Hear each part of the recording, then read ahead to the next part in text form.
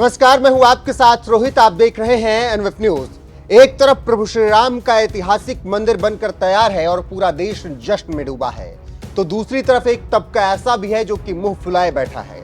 किसी को निमंत्रण नहीं मिलने की नाराजगी है, तो कोई निमंत्रण मिलने के बावजूद भी नहीं जाना चाहता है। और तो और कुछ नेता तो ऐसे हैं जो कह रहे हैं कि भारत में इतने लोग मंदिर और राम के पक्ष में खड़े हैं, ये देखकर हैरानी होती है। जी हां, कांग्रेस नेता सैम पित्रोदा ने अभी हाल ही में बयान दिया था कि मुझे यह देखकर हैरानी होती है कि भारत में इतनी बड़ी संख्या में लोग अयोध्या और राम मंदिर के पक्ष में खड़े हैं। अब इससे आप समझ सकते हैं कि किस तरीके से राम मंदिर देखकर एक तबका जल और भुन गया है। तो ऐसे में इन नेताओं को कांग्रेसी आचार्य प्रमोद कृष्णम ने ही खूब खरी खोटी सुना दी है और जमकर लताड़ लगाई है। गौरतलब है कि आचार्य प्रमोद कृष्णम सनातन पर खुलकर बोलते हैं और अपनी पार्टी को नसीहत भी देते हैं। इसीलिए प्रभु श्री राम के भव्य मंदिर का विरोध हुआ तो उन्होंने अपनी ही पार्टी के नेताओं को सबक सिखाकर बोलती बंद कर दी। आचार्य प्रमोद कृष्णम कहते हैं, जो लोग ऐसा बयान दे रहे हैं और राम के विरोध में खड़े हैं, उनका सत्यानाश होना तय है। आचार्य प्रमोद कृष्णम ने अपने बयान में कहा, विपक्ष में कुछ नेता ऐसे हैं जिन्होंने अपनी बनी बनाई सरकारों को गिराया है। यह तो सत्यानाशी है, यह निगेटिव एनर्जी है। लोकतंत्र में निगेटिविटी की गुंजाइश नहीं होती है, आलोचना की गुंजाइश है। इसके बाद आचार्य प्रमोद कृष्णम ने राम मंदिर के उद्घाटन पर भी बात की और विरोध करने वालों को खूब खरी खोटी सुनाते हुए अपने बयान में आगे कहा, जो राम का विरोध कर रहे हैं वो नास्तिक हैं। राम का विरोध करने वालों को तो राजनीति करने का अधिकार है ही नहीं। राम का विरोध कर भारत में राजनीति करने वालों को जनता नकारती है। राम मंदिर का उद्घाटन भारत का उत्सव है, इसमें नेगेटिव बातें कर द्वेष और ईर्ष्या लाना ठीक नहीं। यह हमारी संस्कृति नहीं है। दुश्मन के घर में भी अगर खुशी होती है तो हम खुशी मनाते हैं। ये भारत है। जिन्हें रामलला के प्राण प्रतिष्ठा समारोह में निमंत्रण मिला है, उनका परम सौभाग्य है। जो नहीं जाएंगे ये उनका दुर्भाग्य होगा।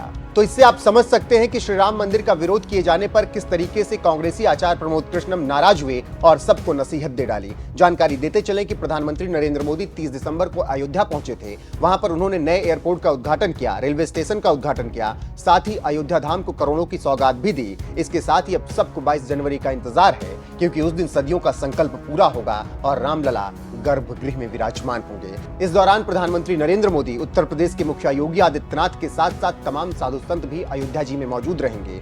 लेकिन उससे पहले जिस तरीके से कुछ नेता ऊल जलूल बयान राम मंदिर को लेकर दे रहे हैं, अब उनको आचार्य प्रमोद कृष्णम जैसे सनातनी नेता खूब बखूबी जवाब दे रहे हैं। ऐसे में आचार्य प्रमोद कृष्णम को लेकर आपका क्या कुछ कहना है, अपनी राय कमेंट कर हमें जरूर बताएं। साथ ही 30 दिसंबर को प्रधानमंत्री नरेंद्र मोदी ने अयोध्या धाम से क्या कुछ कहा है, वो भी सुन लीजिए।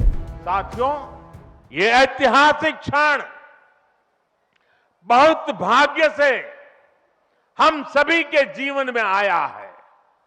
हमें देश के लिए नव संकल्प लेना है, खुद को नई ऊर्जा से भरना है।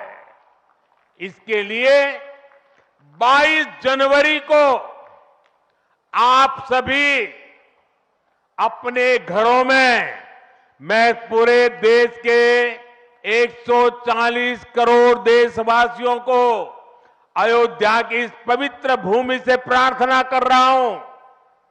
अयोध्या की प्रभु राम की नगरी से प्रार्थना कर रहा हूं।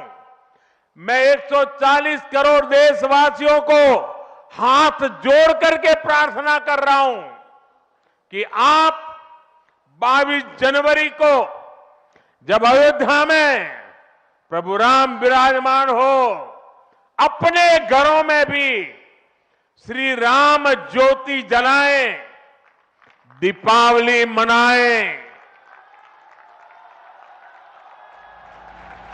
22 जनवरी की शाम पूरे हिंदुस्तान में जगमग जगमग होनी चाहिए। लेकिन साथ ही मेरे सभी देशवासियों से एक करबद्ध प्रार्थना और भी है। हर किसी की इच्छा है कि 22 जनवरी को होने वाले आयोजन का साक्षी बनने के लिए वो स्वयं अयोध्या आए।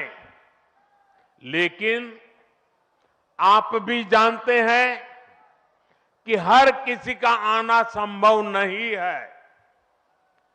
अयोध्या में सबका पहुंचना बहुत मुश्किल है और इसलिए सभी राम भक्तों को, देश भर के राम भक्तों को, उत्तर प्रदेश के विशेष करके राम भक्तों को मेरा हाथ जोड़ करके प्रणाम के साथ प्रार्थना है, मेरा आग्रह है कि 22 जनवरी को एक बार विधि पूर्वक कार्यक्रम हो जाने के बाद 23 तारीख के बाद अपनी सुविधा के अनुसार वो अयोध्या आए। अयोध्या आने का मन 22 तारीख को न बनाए। प्रभु राम जी को तकलीफ हो ऐसा हम भक्त कभी कर नहीं सकते हैं। प्रभु राम जी पधार रहे हैं तो हम भी कुछ दिन इंतजार करें। 550 साल इंतजार किया है, कुछ दिन और इंतजार कीजिए। और इसलिए सुरक्षा के लिहाज से, व्यवस्था के लिहाज से मेरी आप सबसे बार बार प्रार्थना है कि कृपा करके, क्योंकि अब प्रभु राम के दर्शन, अयोध्या का नव्य भव्य दिव्य मंदिर आने वाली सदियों तक दर्शन के लिए उपलब्ध है। आप जनवरी में आए, फरवरी में आए, मार्च में आए, 1 साल के बाद आए, 2 साल के बाद आए, मंदिर है ही। और इसलिए 22 जनवरी को यहां पहुंचने के लिए भीड़भाड़ करने से आप बचिए, ताकि यहां जो व्यवस्था है, मंदिर के जो व्यवस्थापक लोग हैं, मंदिर का जो ट्रस्ट है, हमें इतना पवित्र काम उन्होंने किया है, इतनी मेहनत करके किया है, पिछले 3-4 साल से दिन रात काम किया है, उनको हमारी तरफ से कोई तकलीफ नहीं होनी चाहिए। और इसलिए मैं बार बार आग्रह करता हूं कि 22 को यहां पहुंचने का प्रयास हम न करें। कुछ ही लोगों को निमंत्रण गया है, वे लोग आएंगे और 23 के बाद सारे देशवासियों के लिए आना बड़ा सरल हो जाएगा।